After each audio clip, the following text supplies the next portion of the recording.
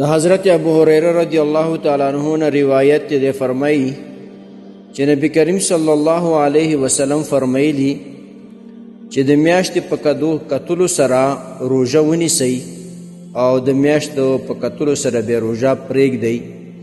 که چېرته تاسو په 29 تاریخ باندې میاشت ښکاره نه شوه نو بیا تاسو د شعبان 10 ورځې پوره کړئ. د دې حدیث روایت صحیح بخاری او صحیح مسلم کړی دی. محترم مسلمانانو ورونو، روژه را روانه ده، نو پکاره چې موږ تاسو بعضې داسې مسایل چې هغه متعلق د روژې پورې هغه مخکې نه وپېژنو او د روژې دپاره تیاری وکړو. یو مسله په هغه مسایلو کې دا ده چې د رمضان د روژې د میاشتې د راتلو لپاره دارومدار او قانون او ضابطه څه شی ده، هغه میاشت کتل دي.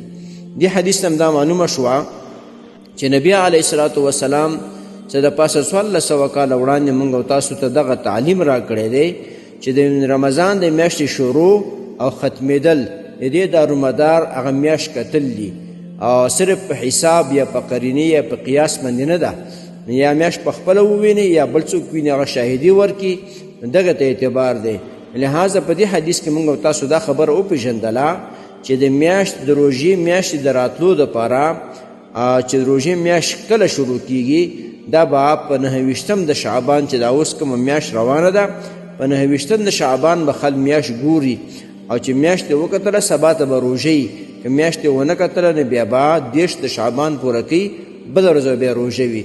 دې وجې نه محترم مسلمانانو ورونو چې په کوم ملک کې اوسېږئ، د هغه ملک د علماو یا اسلامي نظام چې حکومت وي، اسلامي نظام وي، لکه افغانستان کې اسلامي نظام دی، محاکم دي، علما دي، مشایخ دي، هغوی دې لپاره ترتیبات نیولي وي چې کله هغوی ته ګواهان راغل، شاهدي راغله او اعلان یې د روژې وکړ نو بیا به میاشت بیا به سبا روژه نیسئ، او که اعلان یې ونه کړ نو بل سبا به نیسئ.